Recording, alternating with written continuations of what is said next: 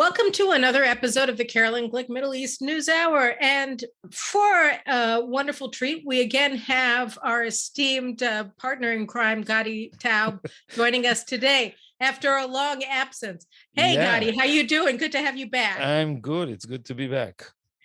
So we have a lot to discuss today. I think we're going to focus our discussion today on what's happening with Iran and its proxies, because, you know, we're all so focused on Omicron and all kinds of things related to another pandemic or another round of this pandemic, and oy vavoy and woe is us. And we're going to talk about that maybe at the end if we have time.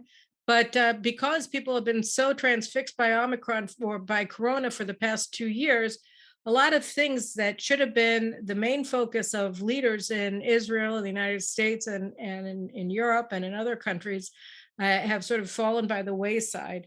And one of them is a serious discussion about Iran. And so I think we have to talk about it because it's becoming a more and more acute problem. Today, when we're taping this on January 3rd, is the 2-year anniversary of the American strike that took out the commander of Iran's Revolutionary Guard Corps, Qasem Soleimani. Soleimani was the terror master of the world. He was responsible for all of Iran's proxy wars around the world through their proxies in Lebanon, Hezbollah, and Syrian militias, and in Iraq, and in Yemen, and in Gaza, and in Latin America, and in Europe, all of their terror cells throughout the world. All of these things were under the control of Qasem Soleimani. He was also, through the Revolutionary Guards, also responsible for managing Iran's nuclear weapons program inside of Iran, developing their sites. He was the boss as well of their nuclear scientists. The head of Iran's nuclear program, Fakhrizadeh, that the Mossad assassinated about a year later, was under the command of Qasem Soleimani. So the United States took out literally the head of the snake when they took out Qasem Soleimani. And today, in ceremonies marking the day in Iran, in Iraq, in Lebanon, and in Gaza, excuse me. Thank you very much. They called for revenge, and Iran's new president, Ebrahim Raisi, openly said that Iran is going to assassinate Donald Trump as in retribution for his ordering the assassination or the killing of Qasem Soleimani in Baghdad 2 years ago. So, and I'm sure in response, amazing. the Biden administration will make some concession in order to appease the angry people who have been hurt so deeply by Donald Trump. Maybe they'll just help them. I don't know. I don't know. I saw the New York DA just subpoenaed Don Jr. and Ivanka. So I don't know. They're going after him their way, and the Iranians are going after him their way. Isn't it perfect? A perfect metaphor.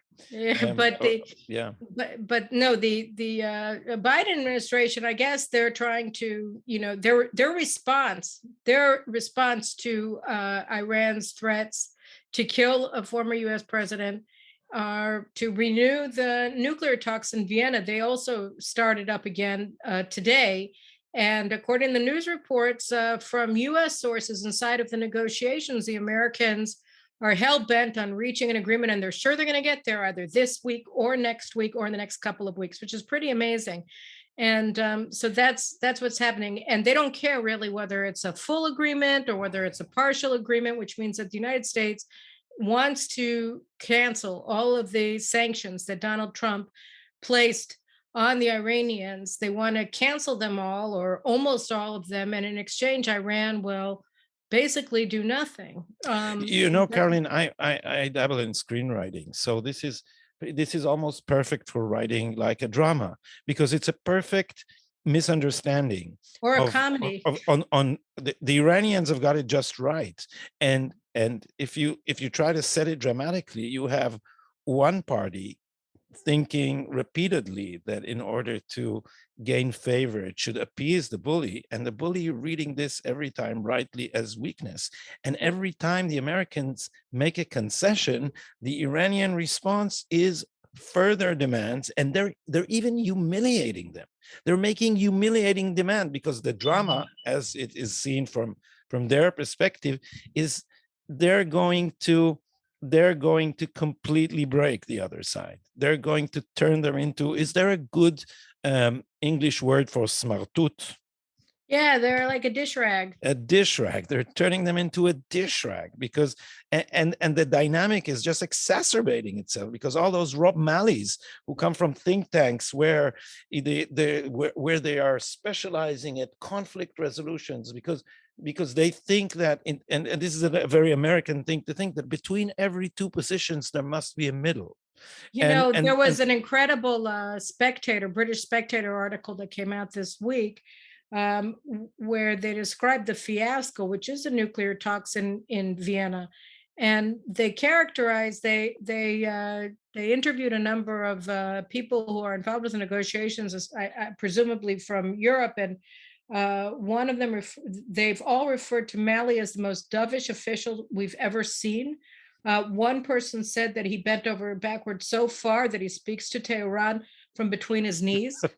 I mean, that's the guy who's in charge of negotiating, Iran's nuclear program with the mullahs. This is a guy who will make a deal no matter what's written on it, so long as the Iranians agree to say that they made a deal with the Americans. It's incredibly dangerous. It is, but I think that in order to not just be critical, not in a way that I'm going to defend this policy, but in order to try and elucidate what's behind it. What is their point of view? What do they think? They don't just think that appeasing bullies will bring compromise and peace. They also have in mind, and this is the most dangerous thing, what Mike Duran and Tony Badran called in a lengthy piece in Tablet, the realignment, Right. which began with Obama.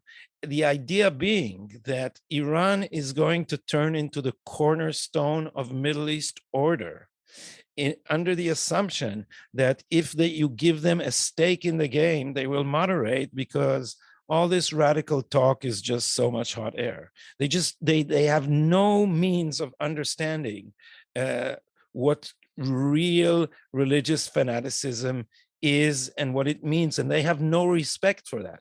They don't respect that these people mean it. They are willing to make great sacrifices if they can annihilate the Jewish state. They're willing to sacrifice a lot. They're willing to sacrifice many of their own people if they can only reach that target, which is for them conceived in metaphysical terms. And all those Rob Malleys, they just think that those are natives whom we offended. So this is all a narcissistic Edward Saadian turn of mind, which is only concentrated on Western guilt feelings. And we will alleviate our own guilty conscience if we bow down in front of those mullahs. So what you and I see as these people turning into dish rags is actually their own ritual of self-purification. This is what makes people like Rob Malley go home and think that they are moral, that they're good people. Well, I think it's true. I think that the story that they're telling themselves is one that makes it impossible for them to learn anything.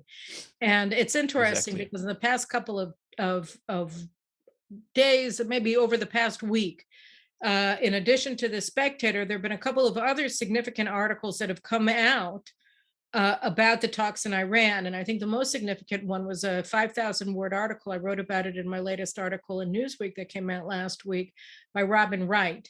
And she talked about the coming nuclear showdown with Iran. And she interviewed Malley, and she interviewed CENTCOM commander General McKenzie, and traveled with him in Iraq and in Syria, and a number of other arms control people in the State Department, about what's happening with Iran. And it was very interesting, because essentially what she said is that the Americans are beginning to recognize that there's no deal to be had with the Iranians. And apropos that, the Spectator article said that the Americans thought that they were just going to come in, give an offer. The Iranians weren't going to be able to refuse it. They'd accept it and then it would be done and they wouldn't have to worry. So they gave their maximum offer in the first round of negotiations. And it's all been downhill from there, right? Because they put down, we're going to do this, that, and the other, and you're going to come back into the restraints that were placed on you until 2025 under the JCPOA, the 2015 nuclear deal that they concluded when they were working for Obama, and that'll be that. And the Iranians looked at this and said, "Whoa, whoa, whoa! This is your opening offer, not your closing offer. Let's start negotiating from here." And since then, it's just been one long, pulling teeth with the Americans making more and more concessions, apparently, based on their initial offer, which was supposed to be their final offer, which of course the Iranians laughed at because they know how to bargain a little bit better than these Biden messianic nut jobs on the left, right? I mean, you think that their life's goal is to make third world natives like them in the name of anti-racism. And of course, the United States was not willing to back its own declaration that this is their final offer. Right. So that's the weird thing, right? When you make a final offer and the other party says, "Oh, that's not good enough," then you're supposed to say, "Then there's no deal." Right. So what's weird here is that the Robin Wright article, which is written, in conjunction with Malley, she interviewed Malley, and in conjunction with the heads of the Pentagon, whom she interviewed, and the State Department people, whom she interviewed, she's saying there's no deal. And here are the Americans back in Vienna as if there's no problem and briefing reporters that they're about to get a deal, which to me indicates that the Biden administration won't learn, that they've gotten to the point where they've recognized that everything that they wanted to do can't be done, that they've totally failed. And so they've decided to just double down and give more and hope that it'll work, because they don't have another policy, because they don't want to. And what was interesting in the interviews, Mackenzie was saying how impossible it would be for the United States to win a war, to actually take out Iran's nuclear installations. Was the most defeatist interview that I've seen an American commander give in quite some time. And he said, we'd win, but it'll take us about a year and we're going to pay a horrible price. Well, that sounds like a recommendation to go to war. So he's saying no.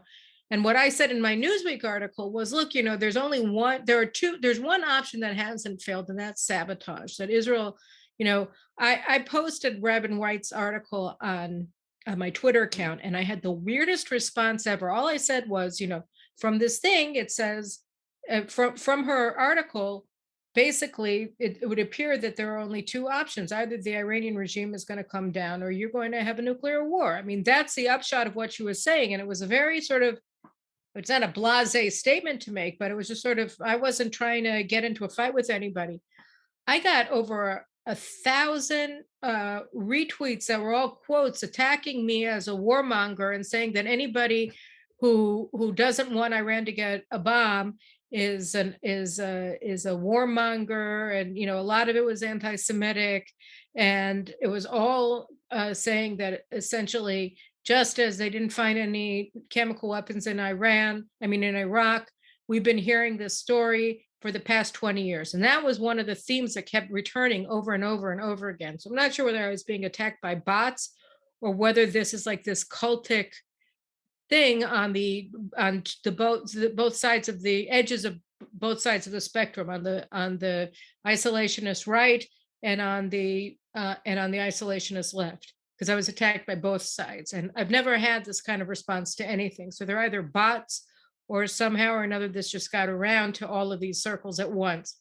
At any rate, the weirdest thing about this, what I consider just bizarre assault on this tweet that I made, where I was quoting somebody else's article, wasn't even mine, is that they all kept saying over and over, we've been reading this story about Iran being on the verge of a nuclear arsenal for the past 20 years, and they've never gotten it. So it's all a lie, which brings me to this sabotage, right? Because the thing is there's a reason why Iran, despite the fact that the head of the UN's Atomic Energy Agency said back in 2005 that if left to their own devices, Iran will have a nuclear arsenal by 2012. There's a reason that 10 years later they still don't. They're still on the verge of getting a nuclear arsenal, and that's because I would attribute it to the massive amounts of sabotage that Israel has been conducting against Iran's nuclear installations all along, whether they're cyber attacks, whether they're sabotage on the ground, assassination of Iran's nuclear scientists, and a whole host of other things that have been attributed to Israel, sometimes acting in conjunction with the United States, both under the Obama and Trump administrations, or acting in coordination or in cooperation with Sunni Gulf states or with Azerbaijan earlier on, Georgia earlier on, so that the idea that things have not moved because nothing has happened because the Iranians aren't pursuing nuclear weapons is insane, but it also shows that sabotage has worked. And the one thing that hasn't been tried at all is undermining the regime with the aim of overthrowing it. I mean, you have millions of Iranians who go out into the streets risking life and limb to protest and call death to the dictator all over the country. And it's been going on, in waves really since 1997. And the Americans have never been willing, and neither has Israel, to do anything concrete to help them overthrow the regime. And I really do believe that a combination of sabotage and actions, concerted actions to destabilize the likes of Raisi, who is calling for the murder of a U.S. president, and threatening world's global security in such a profound way. I think that those are at this point probably the best options. Yeah, part of the problem with this whole debate is that we're in the fog because we don't actually know what the capabilities are. We don't know who is bluffing who. We don't know what the actual situation is, and we don't know what's going on behind the scene. Are you talking about scenes. in Iran, or are you talking about in the West? About even in our own countries. But what we did know, at least in Israel, we knew, and the world knew, as long as Benjamin Netanyahu was prime minister here, that there is someone very intent, also willing to defy our great ally, the United States, if we need to. He only recently repeated this, by the way, in a long interview that I did with him on my podcast, where he said in the end that Biden told him, look, when Biden entered office, he said, look, whatever disagreements we have, let's keep them quiet in the back rooms. And he said to him, I'm sorry, no, we will not do that. We will not keep them in the back rooms because we will defend our own interests. And ever since Netanyahu came under Obama's nose, or rather behind Obama's back, to speak to both houses of Congress, he also gave an example and demonstrated to the Arab world that Israel is an independent and determined power that will take care of itself. And that in itself created a different dynamic. Now we have the government of Israel is a bunch of amateurs. I don't know if you saw this. Yair Lapid, our foreign minister, posted a collage of clips from newspaper around the world that had his picture in them. It's like, what is this? It's like he's living in a celebrity contest. And I've heard from people, like sources I can't quote, but within the American government, that this administration is basically got its hand inside a sock puppet, which is Lapid here, and we don't know what of this is true. Israel is continuing to attack in Syria. We don't know what the coordination with the Americans really is, but the thing is that if we don't give the impression that we can do really radical things, and that we will do really radical things if we are pushed with our backs to the wall, if we don't give this impression, then we are weakening our own position considerably.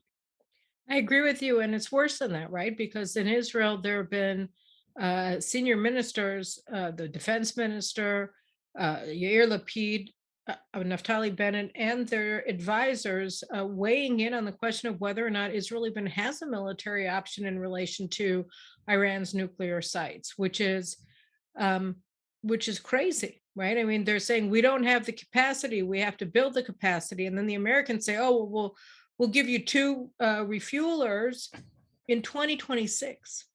That was a new deal that they just signed. That they're giving us, they're selling us these aircraft that Israel needs today, but they're only going to deliver them in 3 years when it'll be too late. So this is a kind of kabuki theater, and one of the things that's most discouraging about this government, well, I mean, I don't know, is that it does seem that a lot of the things that they're doing, particularly in relation to Hamas, in order to please the public, and that they have actually they have no tactical or strategic significance. So, for instance, over the weekend, Hamas Hamas hit Tel Aviv, or the coastline of Tel Aviv, with two missiles apropos of nothing, and they claimed that it was because of inclement weather, which was not the first time that they pretended that rain caused their missiles to just Yeah, go off by mistake. famously, rain causes missile attacks. I mean, it Isn't that happens. how World War II started? With rain. It is, and our missiles go off all the time. It rained Rain, so badly on Germany that they just had to invade Poland. right, and our family missiles, right? They sometimes malfunction during rain. Don't yours? Don't your Yeah, missiles yeah, go off? all of mine do. It's very discouraging. Yeah, no, it's a problem. This weatherproofing your missiles. Very, but sometimes milk helps. So if you give your missiles a little milk A before you go little to milk sleep, with honey. A yeah, little milk with honey. yeah, and the It's like a pacifier. cough, right? Yeah, It's like a cough. let's give Hamas a little Mm. drink of milk and honey. It will help. The No, whole idea that radicalism is curable by apologies is just completely right. So Hamas did, so they shot two missiles at Tel Aviv, which is pretty significant. And they weren't shot down, they weren't intercepted, because the area that they fell wasn't inside of the missile shield that's protecting Tel Aviv. And they also shot anti-aircraft missiles at Israeli helicopters that were flying in Gaza, and they were significant. There were SAM 7s, missiles that were shot off, which is a significant upgrade of their anti-aircraft capabilities from what we've seen in the past. And it took Israel over 12 hours to respond. And apparently, according to the media reports, Israel coordinated its response with Hamas through Egyptian mediators. So it wasn't really that they were retaliating against Hamas. They were acting to quell the public outcry that they hadn't responded, so that they were cooperating with Hamas to pull the wool over the eyes of the public. And that is astounding and horrible. And when it comes to Iran, the thing that's so distressing, right, is that what Iran has done very well, and really in an unprecedented way, and Wright described it fairly well in her article about it, is that they don't have allies, so they created allies by raising these proxy armies all over the region: the Hamas, Hezbollah, the Syrian government, the Syrian regime, the Shiite militias in Iraq, the Houthis. And all of these are not simply allies. You don't have to worry about getting any lip from them, because they are actually, they are your subordinates in your war machine, in Iran's war machine. Hassan Nasrallah is like the head of Iran's Foreign Legion in Lebanon. That's his title. He's an Iranian general in Lebanon, and he controls Lebanon. So you have all of these proxy forces that act as the fingers of a fist that's being held by the mullahs, and they do everything. So they have some of the largest. Hezbollah is one of the largest missile arsenals in the world. I don't remember what the number is, but they were listed, I think, in the top 10 missile arsenals in the world. Over 150,000 of them, over 30,000 of them are precision guided missiles, and they're all pointed at Israel. And Syria also has rebuilt its forces, completely controlled by Iran. They also have very powerful ballistic missiles that have already broken through Israel's missile shield twice, I think, and and Iraq. And so we're not just talking if Israel wanted to launch an attack against Iran's nuclear installations, um, we're going to have our own missile shields, which are the most sophisticated in the world, very quickly overwhelmed by incoming Iranian proxy forces, with Iran not even having to lift a finger and use their cruise missiles against Israel, even though they can. Yeah, they have been building gradually and wisely, and the West has been acting stupidly in this what and in what I tried to describe as a drama where the West reads all the signs backwards. And the Iranians are just so boldly playing it. They can, the way this negotiation has been going on, they can win with one card. What this incompetent American administration can't win with like a full house. They With just 52 cards. yeah, it's just it's just ridiculous the way they've played it. And as we now know, the sanctions have been very, very effective. And according to at least according to the American information about this, the foreign currency reserves of Iran were just approaching the zero line. There were around $4 billion, down from a 260 something when Trump took office, I think. So the Trump strategy of economic strangulation, which also held China at bay, was very effective. And there was the simple interpretation was that Trump just understands bullies, and he understands the very simple thing that with bullies you have to be a bigger bully. And so where everybody was laughing when he called Kim Jong-un the little rocket man, apparently he was doing something right, and he was doing something right with these mullahs. And he also knew that you don't just boast and talk. Let me remind you that 2 years ago, when the attack on Qasem Soleimani happened, we were all stunned. I mean, I remember opening my computer and seeing this piece of news and thinking, is this real? And it was just it was exactly the right move. It's remember that I can be crazy too. And Israel has been um, wisely for a long time playing this game and making clear that it too can act like what we refer to, I think, in our conversations. We quoted Nixon saying the madman theory of the president. And now instead we've got a government in Israel which seeks to conduct its diplomacy, it says, on the grounds of mutual understanding and cooperation. And this is not how the game is played.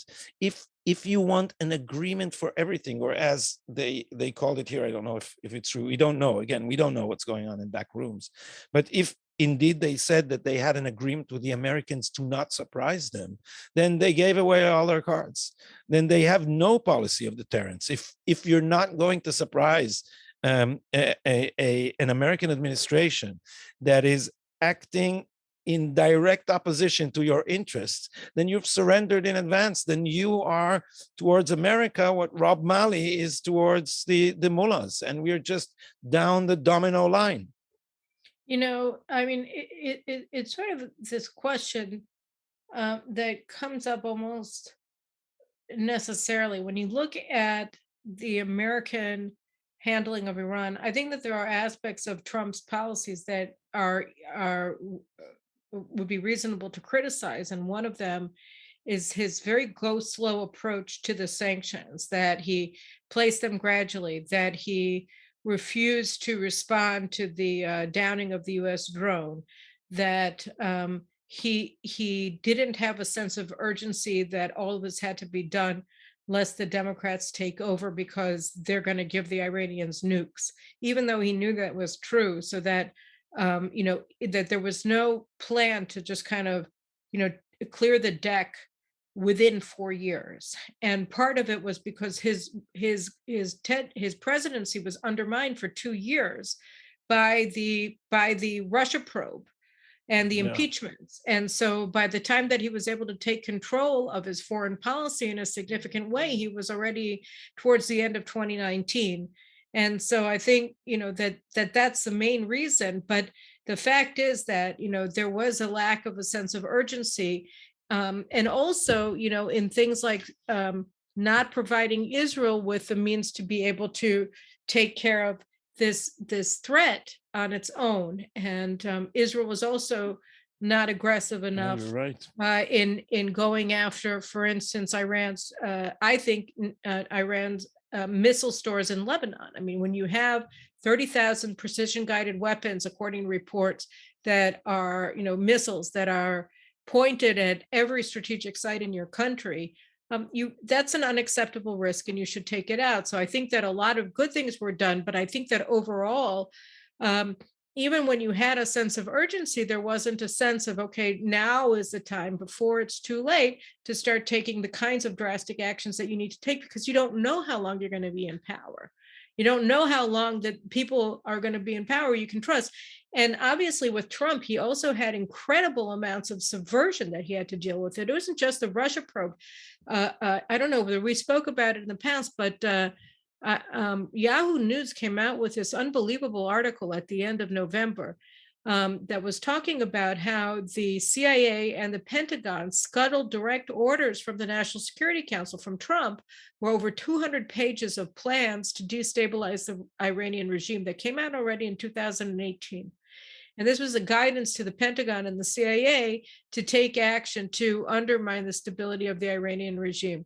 And it was the first time that a major project had been put forth that would, in fact, act in subversive ways. And so you had the legal advisors in the Pentagon saying, well, we're not out in a state of war with Iran, and therefore that might not be legal under international law.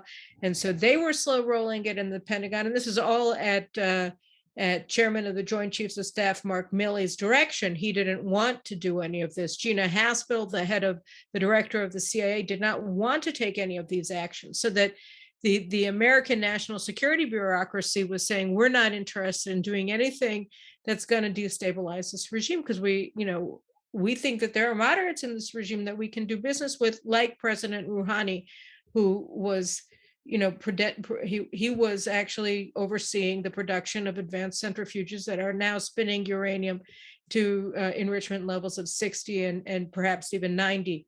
So, weapons grade. So we're looking at a situation where Trump was being undermined from the very beginning of his presidency to the end.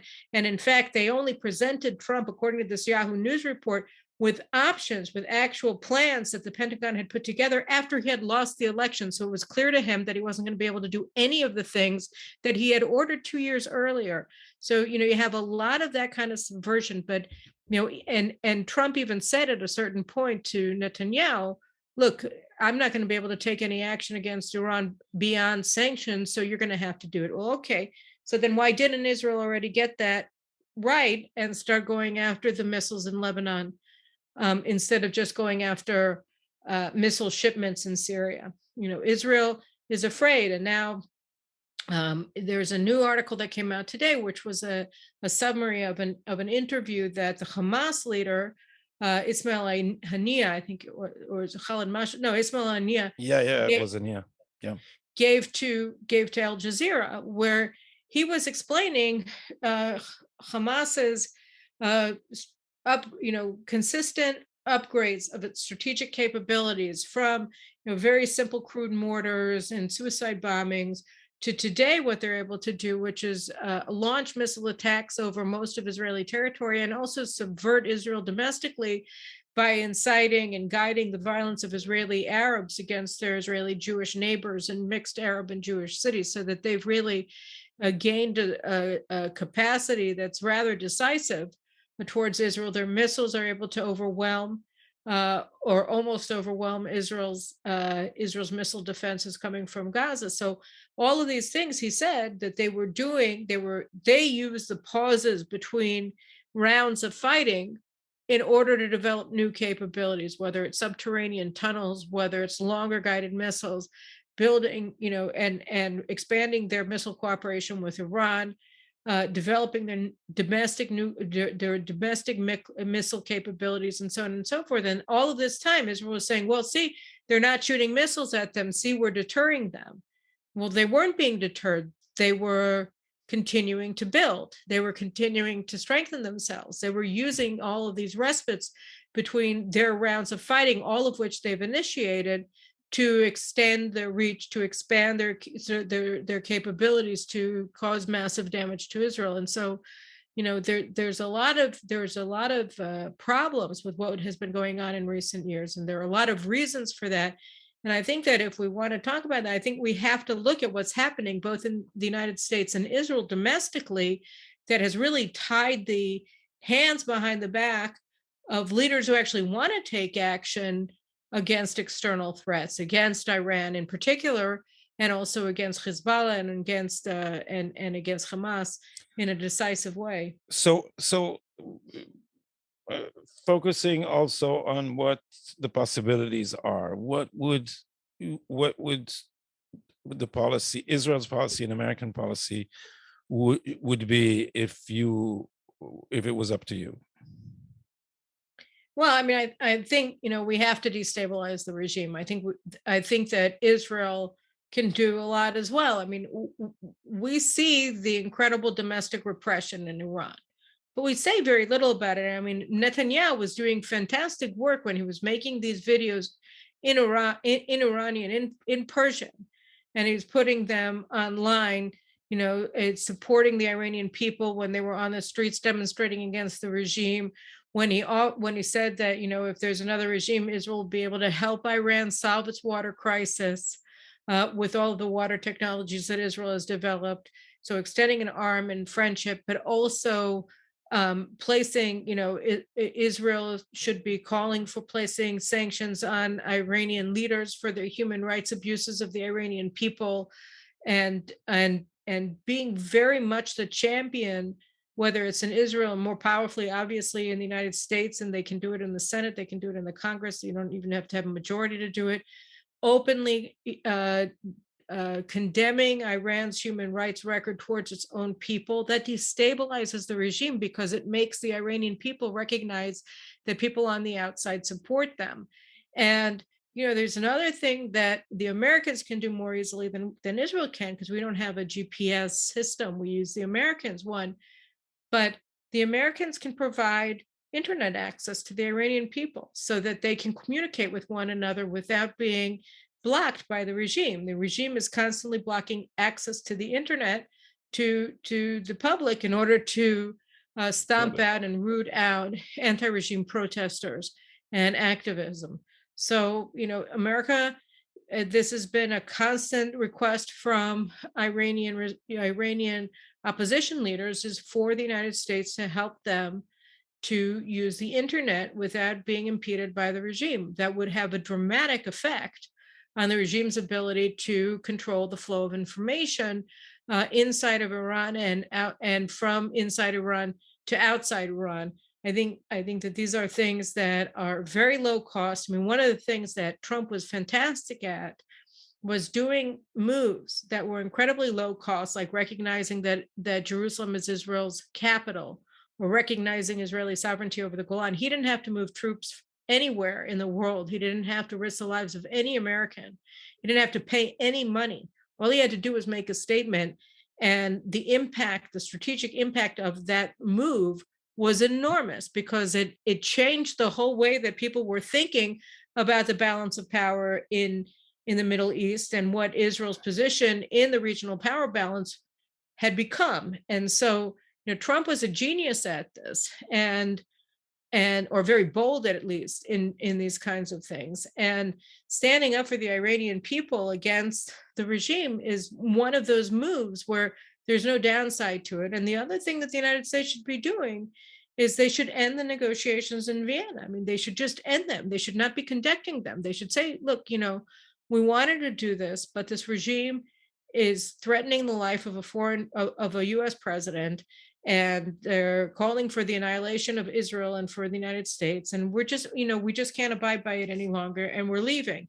That would also have a massive impact on the stability of the regime at home. And again, all of these are things that you do without military force. The Iranians on the ground keep saying, and they've been saying it for over 20 years, they don't want American forces in Iran. The Iranian nuclear sites are all inside, just like in Lebanon, just like in Gaza. They built them all inside of civilian population centers. So if you go after the nuclear sites, you're going to be killing thousands and thousands of Iranians who are hapless, who have, it wasn't their choice to have centrifuge plants, in their neighborhood. These are things that you can do to destabilize the regime. My rule of thumb in all of these things, when you're dealing with dangerous adversaries, is keep them busy at home. The busier that they are at home, the less time that they're going to have to be busy attacking you. And, it's just like Corona, right? It's just like COVID. You're focused on one thing, but then you get whacked with this pandemic. You don't know what in the world you're supposed to do about it. You start, and then you end up spending most of your working day dealing with a completely new issue, and it's very difficult to focus on the things that are actually central to your national security, because you're so busy trying to figure, well, do we shut down all schools, and what about these vaccines, and all the rest of it. So here, give them a Corona at home, give them something that keeps them busy, because again, they're not busy at all right now. Nobody's challenging them. And I think that that's very important. I think that sabotage is very important. And I think, it's well past time. Israel is going to have to start, having weird explosions going off in missile depots in Lebanon. I just don't see how we can allow Lebanon to continue to field this massive arsenal that's pointed at every strategic site inside of Israel. It's an unacceptable risk. Yeah. Anyway, that's what I would do, but I'm not in charge, as you know. I'm not. I'm sitting in my office talking to you. We are still hoping that you will be in charge, Carolyn, one day. And partly it is up to you. Who is we? Is that you and your cat? No, me and all the people who once voted for a party called Yamina when we thought they were actually a right-wing party, is when you ran for Knesset and they didn't pass the threshold. And so you stayed out of the Knesset. But I hope this experience did not bring you to despair of the idea of going back to politics, because well, that Gadi's been getting, if he's going to be pushing me around, I'll just push you back. You're the one who got like the man of the year from these websites, and you're being celebrated everywhere. So I think that Gadi's going to have to go into politics much faster. I'm not made of the same hard metal that you are made of. And so we trust that eventually you will. Churchill once said, I've never heard anyone say it like that. He said, being prime minister is the greatest job in the world, he said, because before I was prime minister, I was sitting at home and I was saying, you should do this and you should do this. And now I can do all that. So my general feeling, having interviewed you now about what should be done, is that you have the same tendency. Let's put that on the back burner. At any rate, I want to talk just towards the end of our broadcast today about one thing, which is, and I think, you and I talk about this all the time, and most of the conversations in Israel and everywhere else are about this, because it's the stuff that we deal with every day, which is just how bad things are domestically. And I don't want to talk about it just to talk about what an idiot Bennett is, or how weak he is as prime minister and all of the rest of it, and how crazy his government is, or the same can be said of the Biden administration. I think that there's a general connection between the state of domestic affairs and the sanity of strategic policy. Would you agree? Yeah, I think I would agree. In the case of Bennett, is is very extreme, because what we see is a very unruly cabinet. His own ministers are treating him with disrespect and openly disobeying him, and um, the he hasn't got, it's not, you know, you can quantify it, because he hasn't, in our coalition system, he only has a very tiny party, and so he doesn't have enough weight. But it's not only that, it's also um the weight in the more metaphorical sense, that when you're a lightweight, and you don't have public respect, then when you attempt to roar, you end up squeaking. I think that's true. And I think that there's another aspect to it. And I find it, I mean, everything is most obvious with the Americans because they're so big, right? Yeah.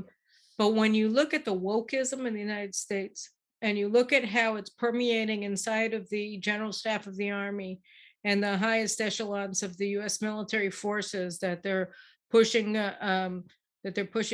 critical race theory on U.S. forces in all the service arms, that they're wanting to promote based on race and based on gender as opposed to based on competence. These were all things that never happened in the US military in the past. It was always a supreme meritocracy. I mean, minus the racism until Truman integrated the forces in 1948. But you had this meritocracy in the US military that's now gone by the wayside. And I think, and obviously that's a reflection of what's going on more widely domestically. In Israel, we have echoes of the same thing. Sometimes they're louder and sometimes they're fainter, but you have this radical feminist push to get women to serve in all of the combat arms of the army, including the most elite fighting units in the Israel Defense Forces. And no, I was in Iraq with the 3rd Infantry Division in 2003. I'm always happy to talk about that because I'm very proud of it. But the thing of it is, I was the only woman with 800 men, and it was fine. But I think it was fine because I was an outsider, because I wasn't one of them, because I was a reporter who came for the war. I hitched a ride on a Bradley, and I was watching them. And so I think I think that it would have been much more difficult for them to fight if they had female infantrymen with them in the unit. I think it would have been I think it Why would so? because I think that it would have harmed the esprit de corps. I think there's something very hardcore male in the experience, and the fact that you don't have sexual tensions between them when they're completely focused on the mission is very important. I think that it allows them to just focus on the mission and not think about anything else. Yeah. And I think that's really important. I mean, they're in the business of not getting killed and of killing the enemy, and that's the job of a soldier in war. And when you're kind of interested in the person sitting next to you in the tank, it's distracting. And Yeah. I think it's not a good idea. There were I think it's not a good idea at all. And so I don't know. I mean, it's not the case, and it's not at the same level at all in all units. But I think in a lot of units it is the case. And right now what you're seeing is this attempt to pretend that there's no difference between men and women, either physically or otherwise, and that sex and sexual attraction is something that people can just turn on and turn off, as if there's nothing instinctive about it. And it's very inhuman, it's very dehumanizing the way that people are uh, treating gender issues. And I think that it's having a bad effect on the readiness of troops, and I certainly think that it's having a bad impact on what the commanders are focusing on as the goals of their fighting forces, because the you know, goal of the US Army is not diversity and inclusion, and equity. It's defeating it's all of victory. America's enemies. My thoughts on this subject, which I confessed I haven't considered in great detail, always I felt instinctively, how would Israeli society respond if we had some woman prisoner tortured in Syria? And for some reason, which I'm not sure I can give an intellectually convincing account of, I think Israeli society would be far, far more horrified at the idea of an Israeli woman tortured in Damascus than it would at the idea that our male soldiers were often tortured there. I And mean, I'm Shimon, not, my husband and says there's the not, same thing all the time, just so you know. and it's not something I even want to defend intellectually, because morally, I don't think that torturing one person is different in its moral weight than torturing another, regardless of sex or race or ethnicity or religion or whatever. But the thing is that I think that in point of fact, Israeli society would find that harder to bear, and I can feel it myself. So there's a great debate here too, and I confess I haven't been following it too closely, but I do know that the woke press has been concealing information from the public regarding, for instance, פציעות באימונים, With injuries and training in injuries. training injuries, that when females are training with the same tasks as male combat soldiers, they sustain more injuries. Which is why But they're also handicapping them, right? I mean, they're giving handicaps to female combat soldiers that they don't give to men, or they're lowering the standards for everybody, and that's happening in Israel and in the United States. And again, I think that women who want to serve in combat units are fantastic. And I take my hat off to them. And I think that they are the most highly motivated females in the service, and they deserve all respect. And there are units that you can do that in without disrupting operations, and they should be there. There are units that you shouldn't be having them in, and you should be allowed as the commander to say that this is going to be disruptive of our mission, and therefore we can't do it, instead of being told by your higher echelons of command, well, you're going to have to figure out a way to do it because we've decided that we want women in tanks, and therefore you're going to have to figure out a way to re-engineer the wiring on your male soldiers so that they're going to be able to have females in their tanks with them. And again, it's like the corona distraction. It's just like this COVID-19 distraction, that if you're not focusing on your mission, which is killing your enemy and protecting your forces, right, then you're not going to be able to do it as well as you ought to be able to do it. And I think that that's, a real problem. We have a real problem with this kind of wokeness coming into the IDF, and the United States has even a bigger problem with the wokeness that's really just been permeating the general staff levels in the Pentagon, and then moving down into the command levels of the service arms. And so I think that's a problem, and it's also a problem when you're looking at the people who are thinking through policy and where they're coming from and what the milieu socially that they're operating inside of is. And so if they're supposed to be charged with protecting U.S. national security interests, and they're hanging out, or they believe in post-colonial theories of American, America being born in sin of slavery, or of critical race theory and whiteness, then what is your goal when you're trying to put together a coherent foreign policy for the U.S. administration? I mean, if you think that the United States is evil, then how are you going to be able to protect it? or why should you protect it? And do you want it to maintain its superpower role? If you think that it's a force for bad in the world, if you think that it's supposed to be cut down to size, what kind of strategy? This is exactly the Obama mentality. This is exactly what I call the Edward Said mentality, because those people think that America is the source of evil.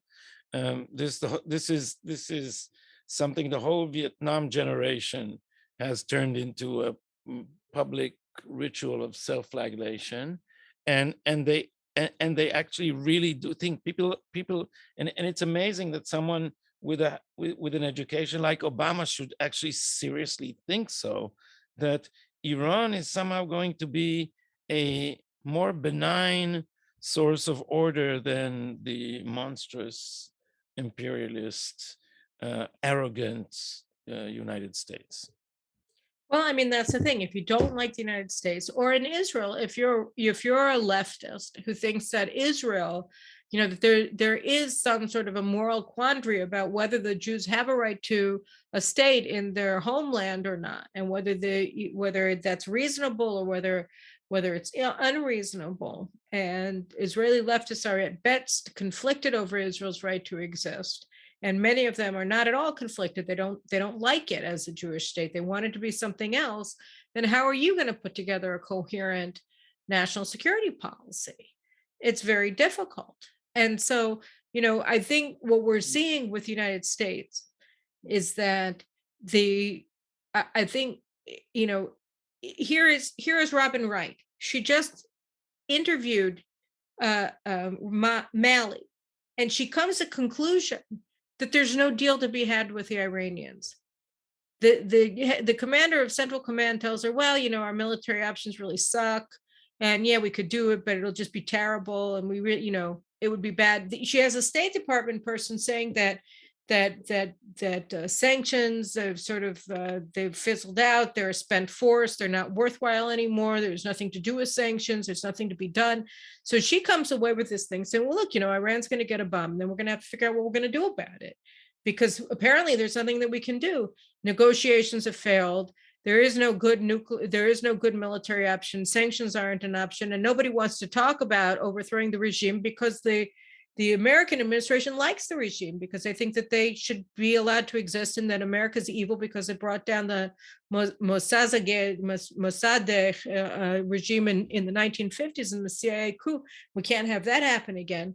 So, they don't want to take down the regime, and then you're stuck. And this is a completely irrational policy. And then after all that, we get Israeli reporters saying that U.S. officials are saying they're absolutely certain that they're going to get a deal, which means that they're going to give absolutely everything to the Iranians. And we have Israel, which is not led, where we have a prime minister with 10% of the votes in his coalition. And every other minister gets to do whatever the heck he wants, whether it's on Palestinian issues, whether it's on Iran, whether it's on U.S. policy, whether it's on economic policy, and he controls nobody. So this is a bad place to be when we're beginning 2022, but it is in fact where we are. Here's some optimism for you for the new year. Please. We should specialize on this in this podcast, Caroline. We should market ourselves as the optimists. Okay, I'm an optimist, guys. I'm totally optimistic. I think everything's going to be just fantastic. In fact, I'm going to change my name from Carolyn to Pollyanna, and everything will be fine. We consider you a realist. I can be completely credible as a Pollyanna. I think everybody would believe me. Yeah, let's do an episode like that, maybe on Purim. Okay, that sounds like a good idea. So guys, look forward to it. I'm going to be dressed up as Pollyanna. What are you going to be, Gadi? Did I just call you Gali? I just called him Gali. I'm going to be gender queer for that episode. Oh, you're going to be gender neutral. I'm going to have blonde curls. Well, that's just because you want your hair back. You could have boy hair if you wanted to. You wouldn't have to have girl hair. No, I already got used to this. It looks very nice with my headphones. It does. You look very dashing with your headphones on. But okay, guys, so listen, things are going to look up. You know why? Because it's always darkest before the dawn. Something has to give. Right now, everything just looks wrong, which means that I must be missing like the big picture somewhere or another. Right? Right, Gadi? We're Yeah, missing the big picture. yeah, we're waiting for the missing piece yet. But I believe in freedom, and I believe that the answer to the Iranian problem is Iran. It's the Iranian people. It's to help them take their country back from these genocidal, lunatic murderers. I think that that is always the right answer. Just go back to the fundamentals, and the fundamentals of freedom, justice, and the American way, right? As Superman would say. And we just have to pray for the freedom of Iran and pray for the people of Iran to be able to overthrow their government. And I think that all people of goodwill should be standing with them when they stand against this horrible regime. How's that for optimism? How's that? Amen, sister. There you go. And a prayer. Right? Okay. All right, guys. So that's the end of episode 33. Oh, all wow. right. 33. We've been at this for 33 weeks. That's just 19 short of 52, which is a year. And we will see you again next week. I thank Gadi for returning once again, our intrepid partner in crime. And we'll see you all again soon. And next week we promise to be much more optimistic. We'll talk Happy about New something Year, else. Caroline. Happy New Year, and Happy New Year to all of you guys. Have a terrific 2022. Take care. Bye-bye. Bye-bye.